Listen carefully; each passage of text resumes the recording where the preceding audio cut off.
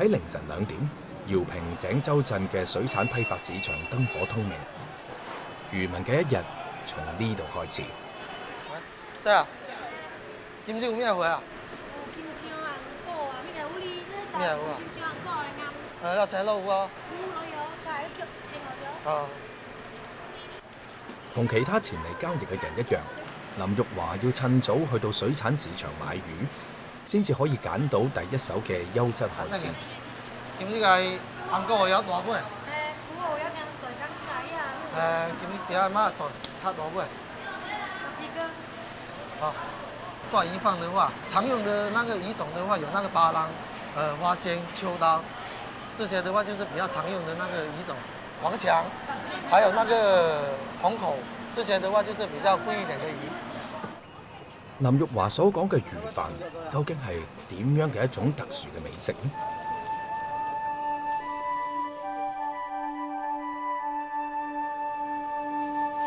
魚飯製作雖然簡單，但係前期嘅工序卻全部都係手工嘢，清洗係關鍵嘅一環。我們都是用那個海水來進行一個清洗，還有一個醃製的過程。海水的話，因為它是含有一定的鹽度，這樣子的話，那個魚身等一下煮完了以後，它會更加硬身一點。傳統嘅魚飯製作唔需要開肚去腮，洗淨之後，另外一個關鍵步驟就係將魚擺放到擦洗乾淨嘅竹籮嗰度。那個頭朝下，40度角，圍成一朵花一樣。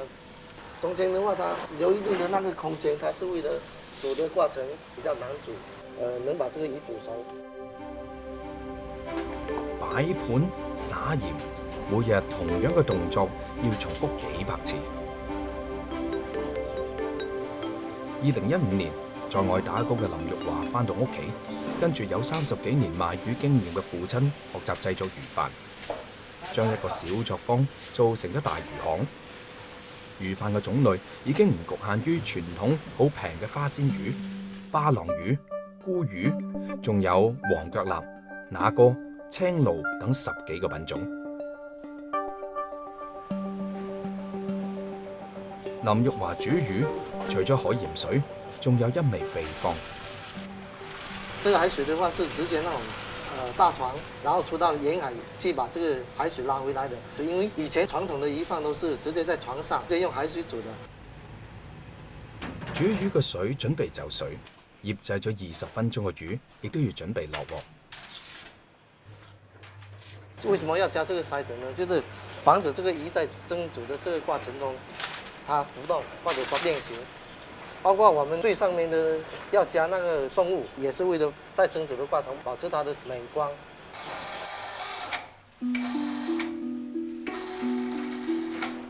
唔需要任何調料，要嘅就係淡淡嘅魚腥氣同海水嘅鹹味。等佢猛火煮上15分鐘就可以出鑊。喺古書當中所講嘅疍民，稱之為不食粒者，喺冇冰凍同保鮮技術嘅舊時，出海幾日唔返嚟嘅漁民，為咗保存食材，就地取材，喺船入邊架起咗鐵鑊，將海水將魚煮熟，回航就可以售賣。煮熟嘅魚用熱水淋喺魚面上，去除咗泡沫，令到腩入邊嘅魚湯流出。等佢攤凍之後，一份完美嘅魚飯先算係大功告成。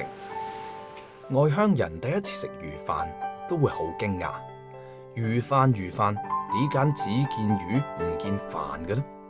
魚飯是沒有飯的，說我們這個魚飯蒸煮出來以後比較鮮甜，可以當成那個飯吃。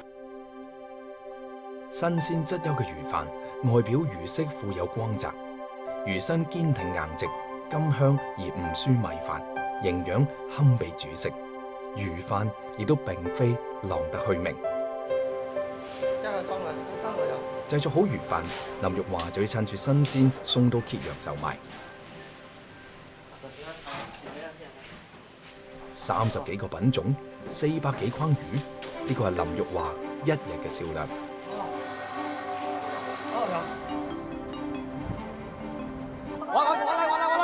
我來，叫了。在。但係我哋唔要，你廿萬烏啊！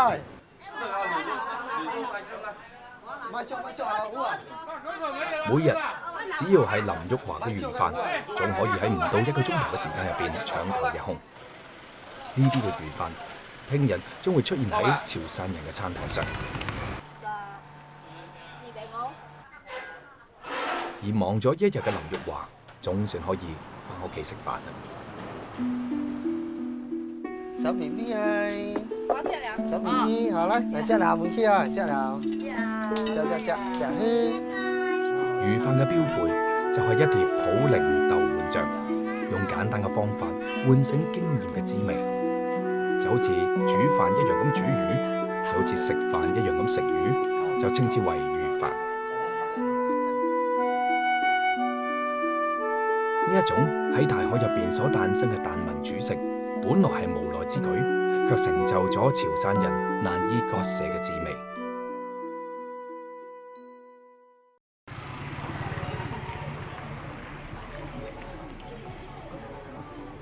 煮成無論米麵都唔會有唯一嘅形態。地處山區嘅梅州大埔，各種用大米製作嘅小食聞名遠外。喺客家人嘅口入邊，呢種米製品稱之為本。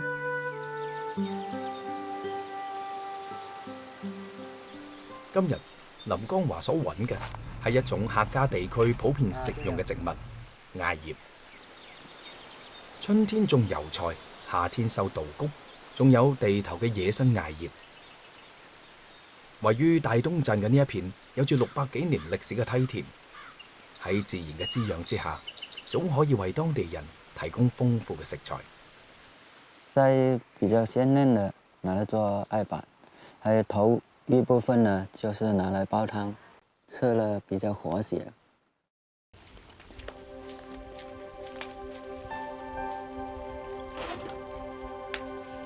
採摘翻嚟嘅艾葉同涼透曬乾嘅糯米混埋一齊，喺石窖當中用木錘搗碎。客家人從中原地區遷徙而嚟，將北方嘅小麥磨粉嘅蒸煮文化應用到稻米上。1000幾年前形成豐富多彩嘅客家本文化。經過反覆捶打，再曬成粉，艾本嘅原料就準備好啦。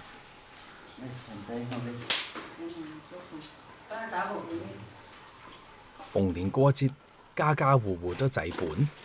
林江華自細就跟喺媽媽隔離打下手，到而家已經成為屋企所製作本嘅主力。我們大埔的小吃有200多種，都是米和糯米連成一塊做的。像板就是差不多相似的，還有做春捲這些呢，就是要靠個人口味搭配配料，好吃不好吃就人家品嘗得出來。到那個材料。哦。做好嘅艾本散發住濃濃嘅艾葉香，具有去濕、暖胃等功效，係客家人1年4季都離唔開嘅小食。而祭祀所必備嘅甜本，糯米嘅配料換成咗紅糖水，蒸熟之後嘅甜本用豬油蒸至兩面微焦，脆韌可口，係本地人嘅年糕。同樣係紅糖製作嘅印子本，因為加入咗黏米，製作起上嚟更加之鬆軟，令形本模製印出嚟嘅形狀，亦都有住特殊嘅寓意。甜板代表着甜甜美美的意思，還有那個印子板呢，就是喜慶和婚慶呢，那個喬遷呢，都有人做那個板。為咗照顧父母，林江華選擇留喺家鄉工作。到而家，好多年輕人都走出咗大山，會製作本地小食嘅人亦都越嚟越少。除咗米本，本地人製作嘅小吃亦都善於利用山入邊嘅食材。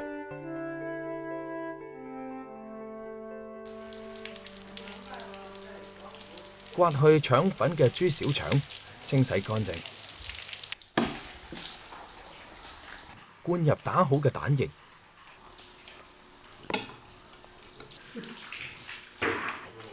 兩頭用條繩綁住，放喺鑊入邊蒸熟，就係本鎮獨有嘅小吃灌春卷。這個水不要太開，放下去，還有不要搞到邊上，不然那個腸子會裂開。食嘅時候，將春卷切成小段，輕輕劃上十字刀，放入湯鑊之後，加咗啲魷魚絲、葱花同胡椒粉就可以食用。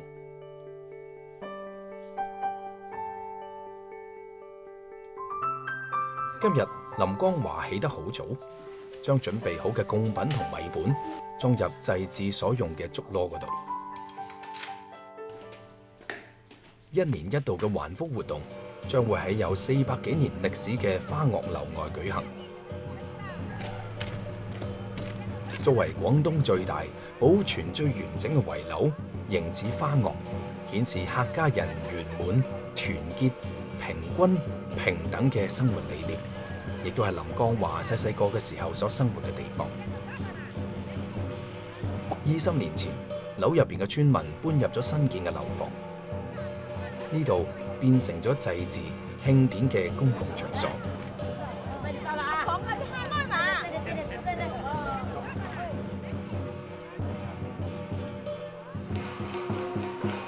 年初許福，年尾還福。還福意為答謝或者回報。村民們經過1年嘅辛勞，迎嚟咗雞鴨成群谷滿倉，糖如肥美果飄香嘅富足時光。為咗感謝上蒼嘅庇佑，10幾年嚟，家家戶戶所置辦嘅雞鵝鴨或者係各種嘅果品，仲請嚟連演3日3夜嘅大戲漢劇團，舉行隆重嘅祭祀活動。而在外打工嘅親友，亦都會喺呢一日返屋企共同慶祝。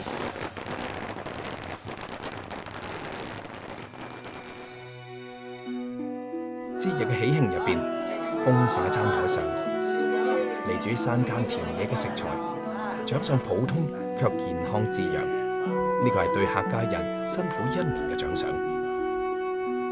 1日3餐，享用住自產嘅稻米以及米本。安康長壽，鑄就咗本地嘅長壽之鄉。喺饒平三瑤鎮，幾百年前我哋遷居到呢度。正所謂好山好水出好米，稻花香裏雪豐年。種田好似繡花嘅農耕習俗，令到呢度嘅水稻別具風格。7月，山尾鄉嘅劉維才同父親開始咗新1年嘅晚稻種植。佢哋種嘅水稻有住神奇嘅身世，當地我哋俗稱香水稻。喺山尾鄉入邊，2座山峰對峙而立，清澈山泉流經村莊，河流之間有住土地300-400畝。呢度生產嘅稻米先至可以冠名香米呢2個字。3個月後，水稻抽穗，稻谷當中包裹住米漿，稻田自然散發獨特嘅馨香。香水稻就開始展現與眾唔同。普通水稻才1米1多，你看這個水稻，當然現在已經有1米7左右了，估計還要再長30-40公分。等到沉甸甸嘅稻米壓彎稻乾，收穫嘅季節就到啦。晚稻口感更好，本地人堅持1年1種，種植週期比普通嘅水稻要多20日。像書裡面有記載，這種水稻呢移植到別的地方去種，它第2年呢就剩下3-4成，第3年就一點香味都沒有。今年嘅收成唔錯，劉維才同父親都好高興。但係喺4年之前，劉爸爸並唔支持個仔回鄉創業。一輩子喺土入邊刨食，劉爸爸深知農事艱難，香水稻產量極低，村入邊只係剩低1戶人家種植。喺外面開西餐廳嘅仔，卻要復興面臨凋敝嘅香水稻，決定返鄉下搏一搏。好在第一年種低嘅水稻並冇蝕本，仲賺咗錢。呢個俾咗劉維才擴大規模嘅底氣。收穫時節，除咗搶收自家稻谷，劉維才仲要去到其他農戶嗰度行一行。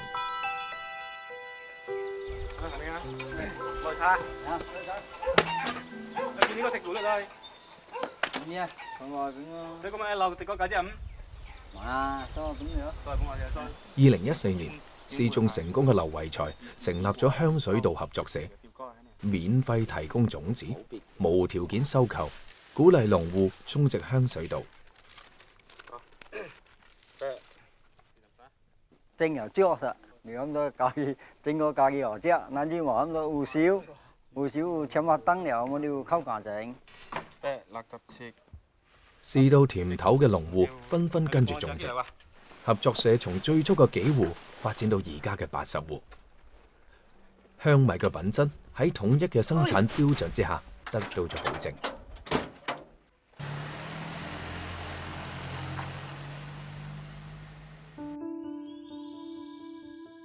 同其他水稻嘅細長型唔同，香水稻稻穗呈現橢圓形，赤色而且有褐色嘅條紋，谷殼有短毛，頂端有短芒。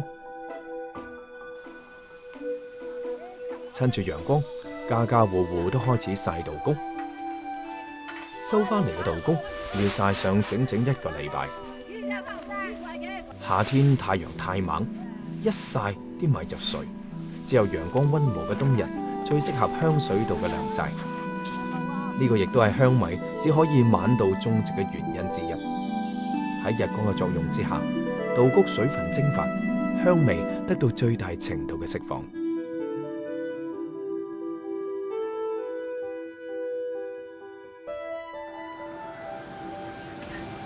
喺呢幾年，劉維才嘅種植規模從5畝擴大到50畝，產量係多咗啦，但係一度遭遇到滯銷，香米唔適宜存放，劉維才遭遇到困境。睇住堆積嘅香米，劉維才又開始新一輪嘅味道冒險。純香米蒸熟嘅米飯，攤凍之後灑翻啲酒曲，攪拌之後放入瓦缸當中發酵。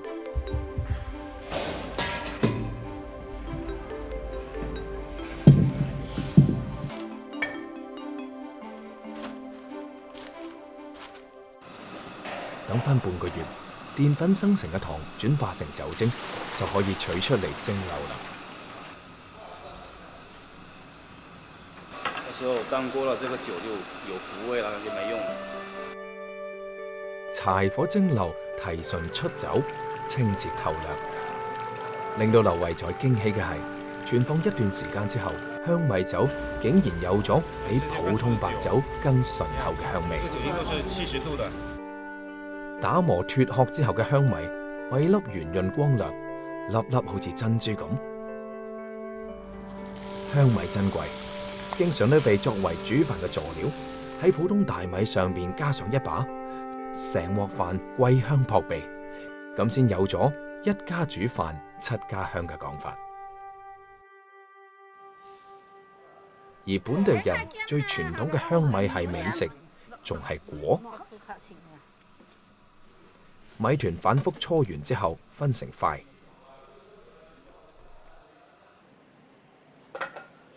落水啊！再放入熱鍋入邊蒸熟。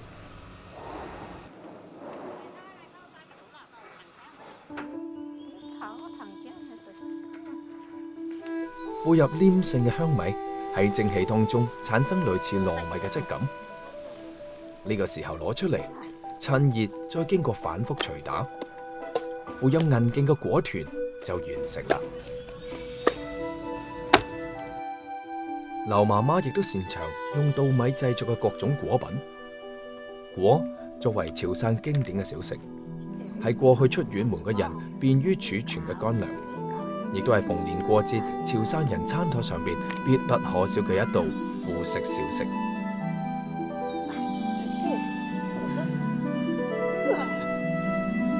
而每年豐收嘅時候，製作香米果已經成為咗劉家嘅慣例。輕輕放凍嘅香米果白白淨淨，有嚼勁，亦都唔黐牙，齒頰留香。農忙遭遇雨天，最適合喺屋企招待幫手嘅親友。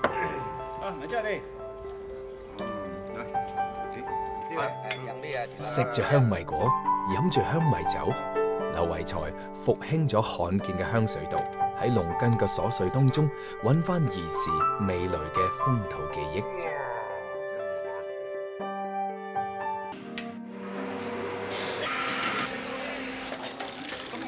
清晨5點，禪城嘅早餐店迎嚟咗第一批客人。呢啲老街坊習慣入門先攞自己存放嘅酒，然後坐喺屬於自己嘅座位，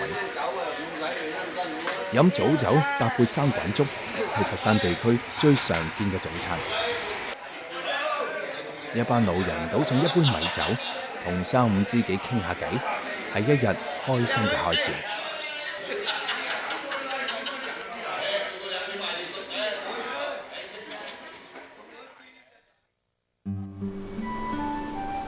佛山米酒發源於手工業興盛時代，明清時期數十萬嘅陶工喺呢度揾食。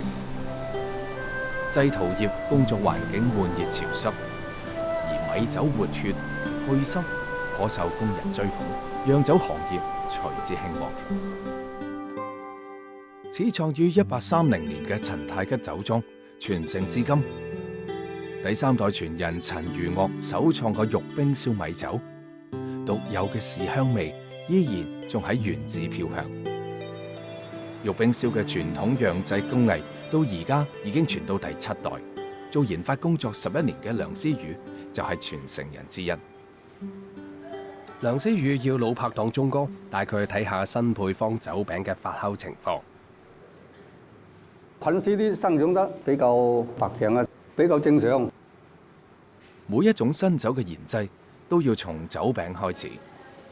個香氣都幾香，都酒餅被釀酒人稱之為酒中骨，直接決定酒嘅好壞。以大米、黃豆、酒餅葉以及中草藥原料所製成，壓製成型嘅酒餅就要馬上上架，冚翻個簾保濕。發酵嘅頭10個鐘係關鍵。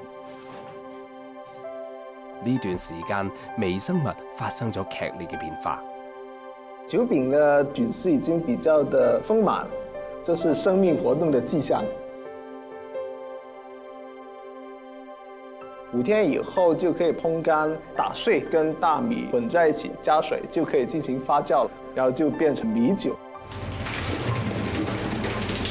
經過20年嘅發酵同蒸餾生產出嚟嘅齋酒，被注入一個個500公斤容量嘅本地陶製酒瓶嘅罌當中。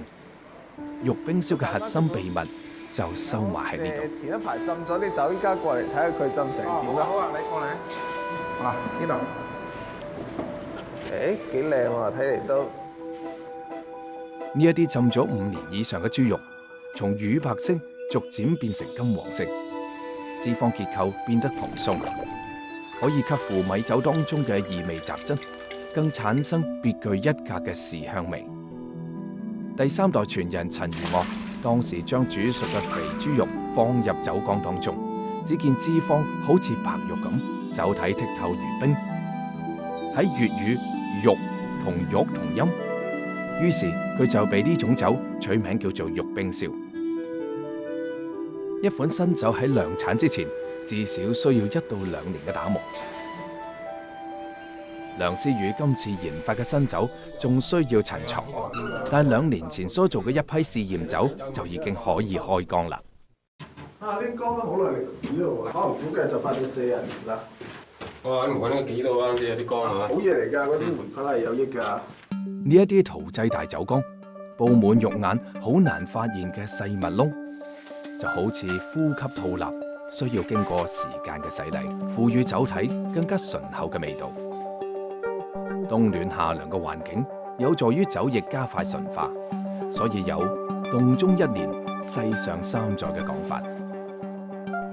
計落都有差唔多2年啦，都嚟幫我開嚟睇睇。喺老陶缸入邊，老熟陳化嘅酒中和咗酒嘅火氣，酒色淬煉。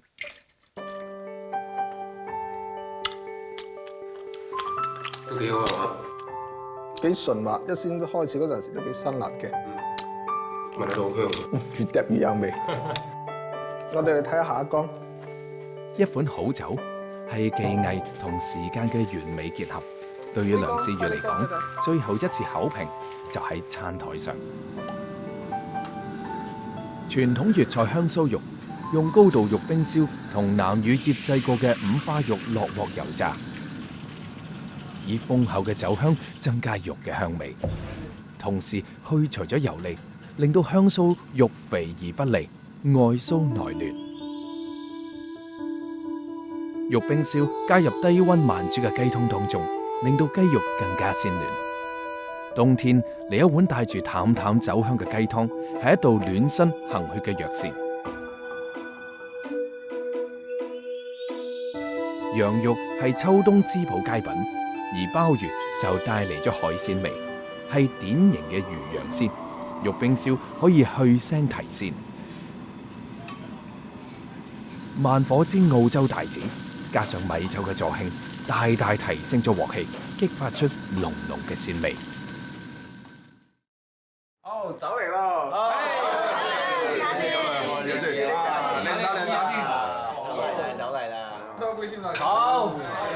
每當推出新酒，梁思宇同同事都會請消費者代表嘗鮮。得唔得？俾多啲意見啊！口幾金純。多謝多謝。唔錯唔錯。唉，好酒好酒。現今呢個發展得咁快嘅社會嚟講咧，我哋嘅酒都百幾年歷史啦，仲可以受到普羅大眾嘅歡迎咧，亦都係非常之難得嘅。食物之中有歷史，體會最深嘅莫過於係潮汕人。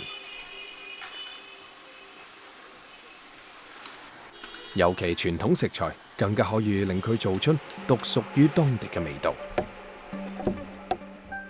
響螺呢一種比鮑參翅肚更加難得嘅貴價海鮮，被認為係潮州菜嘅經典。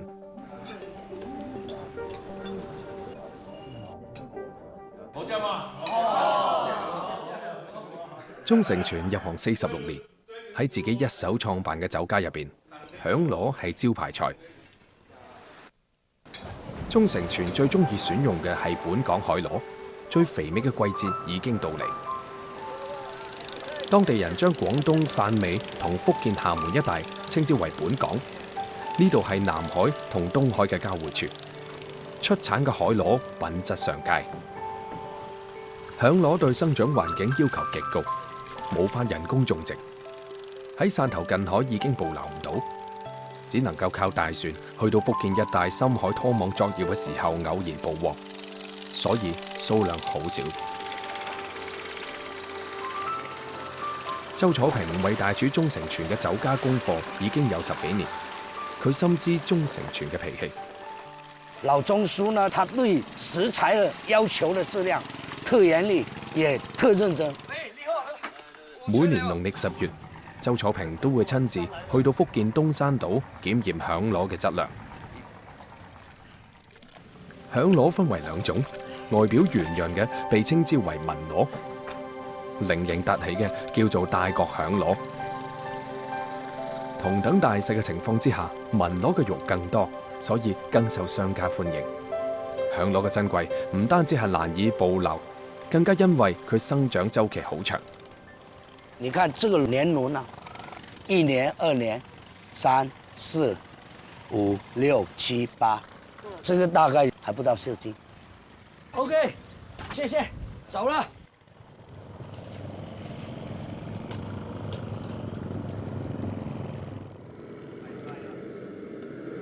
新貨已到，鐘成全要大顯身手啦。食用響螺嘅記載可以追溯到隋唐時期，而現存最古老嘅烹飪方式就係炭燒響螺。將響螺放喺炭爐上面，用調好嘅燒汁先俾響螺沖洗一次。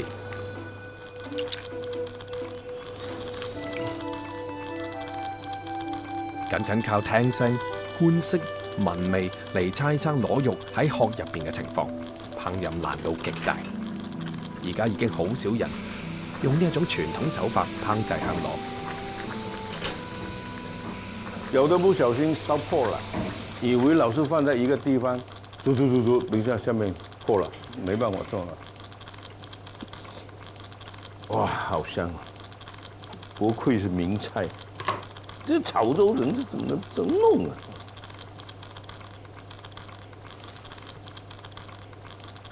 螺殼入邊嘅燒汁被螺肉完全吸收，一股焦香散發出嚟，呢個係響螺成熟嘅標誌。哇，太漂亮了！今天是成功了。鐘成全必須馬上趁熱，將螺肉橫切成薄片。燒製成功嘅螺肉焦香濃郁，回味無窮。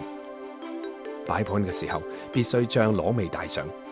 潮汕人認為咁樣公平公正，唔會短斤少兩。響螺嘅另外一種經典做法係白灼。將響螺外殼敲破取用，再將螺頭、螺尾嘅外皮同硬韌嘅地方切咗佢，然後用滾刀法將成個螺肉片成相連嘅厚片，出肉率只有2成左右。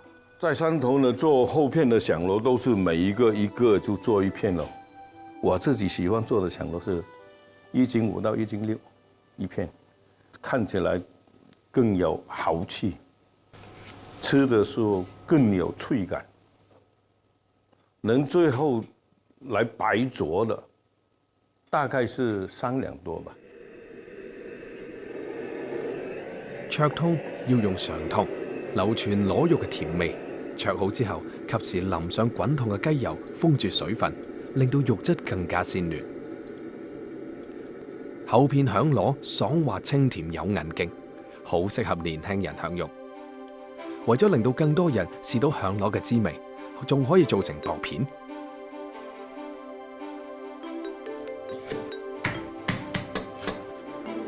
一個響螺肉切成5、6片，對刀工要求極高。你的刀工不好呢，它片起來有紋路，這樣就沒有像鋸子鋸出來一樣的紋路。白灼薄片響螺非常之講究火候。喺上湯入邊翻滾10幾秒就要攞出嚟，過火會令到肉質變韌。薄片響螺嫩滑爽口，老少咸宜。原隻響螺亦都可以同肉類、藥材同燉，濃香之中帶出海水嘅味道，滋味順口。螺頭等肉質較硬嘅部位，就搭配潮汕人中意嘅青椒腩煮湯，清潤鮮甜。呢個同樣係自古流傳嘅烹飪技法，思古而唔好古。鐘成全亦都唔會拘泥於古代嘅世界入邊，醬香響螺就係佢嘅創新。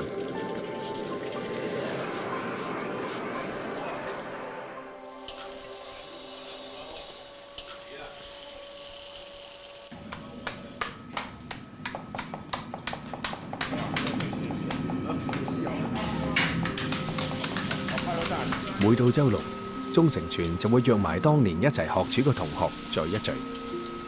今天是週6呢，是我們師兄弟呢約定的，在這裡做幾個菜，自己品嘗，別把技術忘了。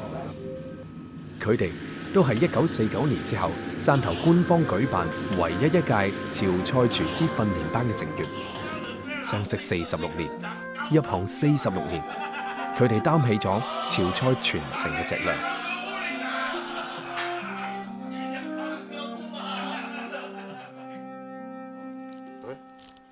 一大早，李家父子就去到自家嘅辣菜基地開工。李敬新最近辭去喺廣州做咗10年嘅外貿生意，返屋企幫父親李雪壯嘅手。辣喺本地話係刺嘅意思，呢一種成身生刺嘅菜嘅植物，早喺東漢嘅《神農本草經》就已經有記載。冇嘢做嗰陣咧，就去村邊嗰度咧摘嗰啲辣菜，成日摘，不如攞翻去種啦咁樣。後尾就同我老豆講話，可唔可以種辣菜？跟住就種辣菜啦。20年前，李雪壯第一個將野生辣菜馴化成規模化種植嘅蔬菜。我哋喺清明前後嘅時候呢，我哋嘅辣菜呢比較嫩啲。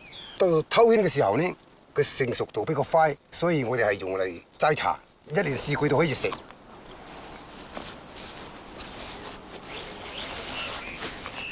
走啦嚇，好，得啦。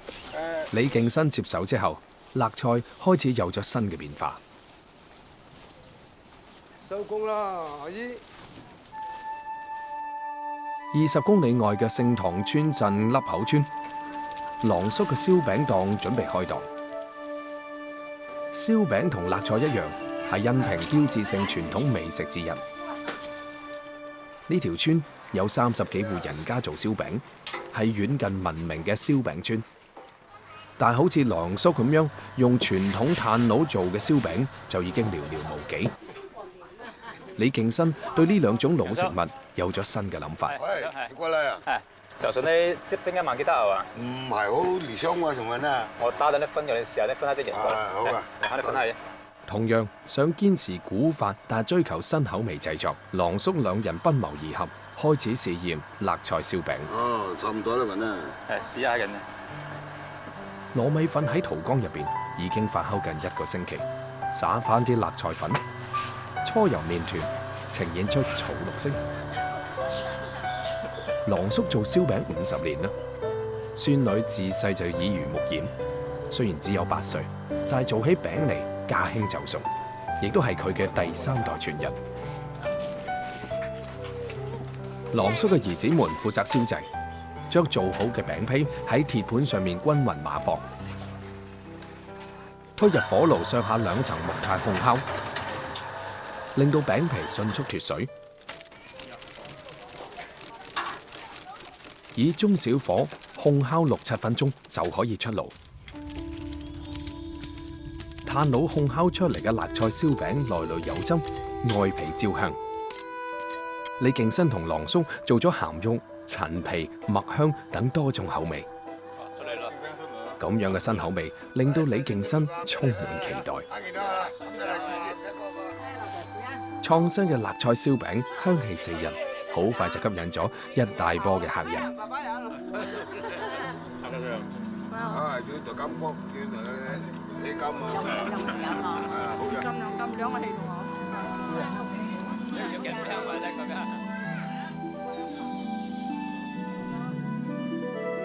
除咗向傳統食品要靈感，李敬新鑽研咗1年，製作出嚟嘅全新產品檸檬辣菜茶。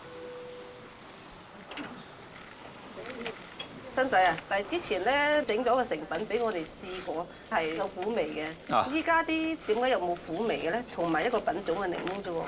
依家咧，因為我依家咪叫你哋刮嗰陣咧，將嗰層連住個皮嗰層衣咧刮乾淨佢嘅。但係嗰層衣褲，原來嗰層衣褲啊。係啊，同埋呢個果質茶嗰陣咧，質實啲，用啲力塞實嘅。如果唔係嘅話咧，到時烘乾咗之後咧，隻檸檬就會搣翻嚟，就唔靚仔噶啦。嗱，塞實啲佢。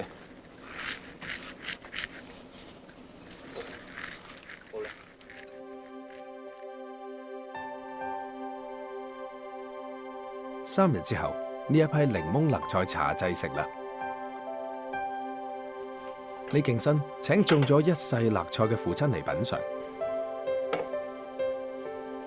壯叔年輕嘅時候係做茶師傅，將辣菜做成茶葉就係佢嘅首創。試下。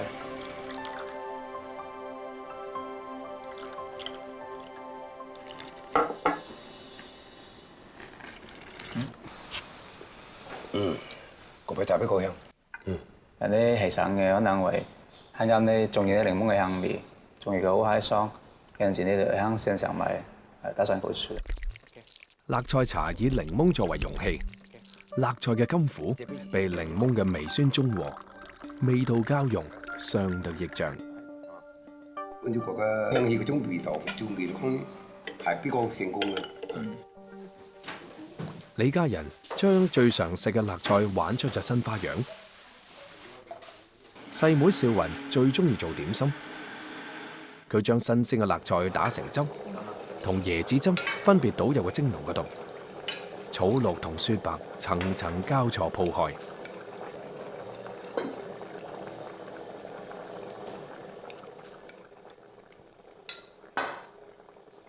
哇，好靚啊！一份色香味俱全嘅辣菜椰汁糕就出爐啦。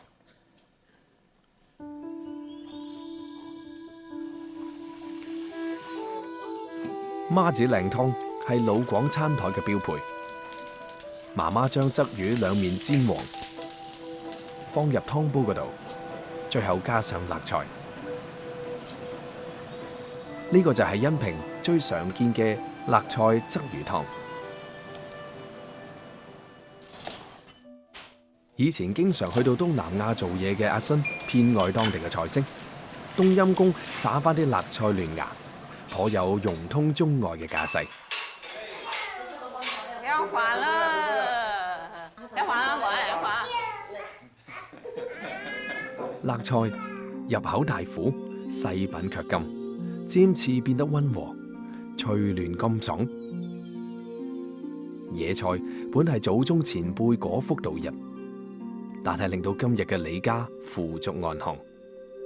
我知我間屋最成功嘅就係我做辣腿，能夠將我3個細路仔讀書成功咁樣畢業。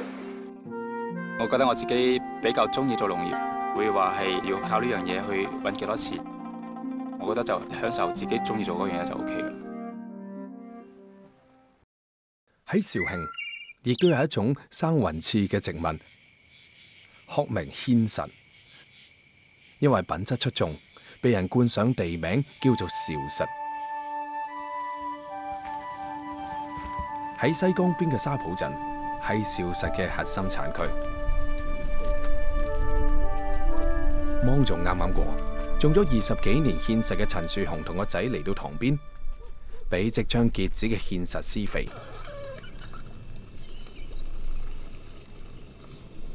呢個時候嘅芡實正值係花期，每朵花都會生成一個果包，花嘅數量同質量直接影響今年嘅收成。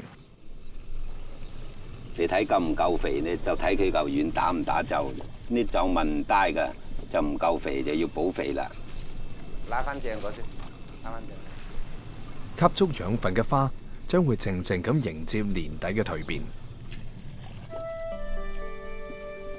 立冬過後，芡實嘅葉逐漸會減少，花已經唔多見，取而代之嘅係一個個生滿刺嘅果包，好似雞頭浮出水面咁，因此又被叫做雞頭米。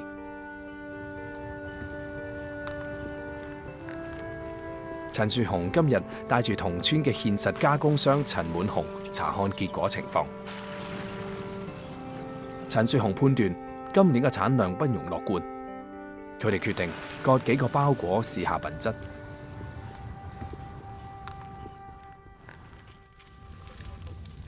生滿尖節嘅外殼需要用刀切開，將黑油油嘅果實放喺燒熱嘅瓦片上烘焙，水分慢慢收乾，一股焦香味溢出。用牙去咬，用手去掹，終於露出珍珠般光滑雪白嘅芡實果仁。啱啱烤熟嘅芡實既糯又香，烤耐咗則係香脆可口。品質冇影響，都好有口感嘅喎。係好香喎，好感，好有柴火味啊！我哋細個嗰時冇乜零食食，就喺啲湖邊啊、啲涌氹咁啊，見有野生嘅摘幾個。我都第一次食啊，咁樣食。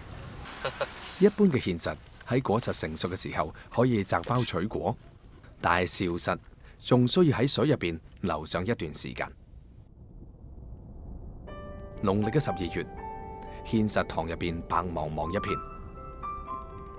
漂浮喺水面嘅雞頭卻消失得無影無蹤。陳樹雄就開始要忙啦。作業船喺水上面巡迴，將大殼嘅芡實從水底淤泥嗰度吸出，令到芡實成熟之後自然脫落浮喺水下。浸泡嘅時間越長，轉化出嚟嘅澱粉就越多，營養價值亦都隨之增加。呢種方式俗稱叫做水下熟。呢個係肇慶人對芡實嘅深刻理解之後，形成獨特嘅種植手法。喺機械化採挖工具尚未出現之前，當地人用呢一種名叫做邵實撈嘅竹製工具打撈芡實，而家喺市面上已經絕跡。喺作業船到唔到嘅嗰啲地方，陳樹雄仲係中意用呢一個古老嘅工具。一台機4至6畝，一個人做幾分田，機器快速就會容易打爆啲皮。邵實撈呢，相對嚟講損傷冇咁大。簡單清洗之後，芡實需要日光暴曬。呢個季節嘅沙浦鎮，家家戶戶都圍住芡實轉。經過1個禮拜嘅晾曬，就可以破殼加工啦。老街巷就好似淹沒喺舊時光入邊，偶爾有老人用幾十年前嘅手冊機，一粒粒咁破開芡實殼。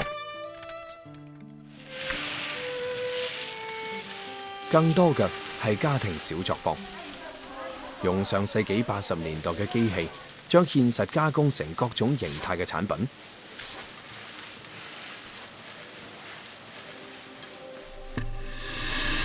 喺陳滿雄嘅加工廠門前，啱收購嘅芡實鋪展開嚟享受陽光。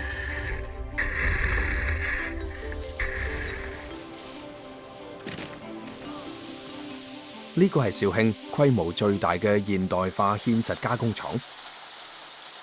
阿雄花咗半年嘅時間，自己設計嘅生產線啱啱投入使用，效率將會大大提高。2個月嘅時間就可以將成個肇慶嘅芡實加工完畢。照實產量極少，唔到全國芡實產量嘅1%，卻係市場上嘅搶手貨。照實顆粒大，有明顯嘅色詢紋，呈現紅褐色，澱粉含量比一般嘅芡實要高，被稱之為水中人參。最常見嘅食法係煲湯，乾品煮熟之後就好似怒放嘅菊花，口感鬆化，湯色清白，味道清甜，有清熱祛濕嘅功效。收穫季先可以食上新鮮嘅邵實，同芋頭、南瓜係最佳拍檔。芋頭同南瓜嘅綿軟，襯托出邵實嘅軟糯活潑。飯後再嚟翻個番薯邵實糖水，又大又圓嘅邵實，好似一個個細湯圓咁，彈牙可口。上茶啦，出去食飯。忙完咗收穫季，阿雄邀請陳樹雄等種植戶去到屋企入邊聚餐。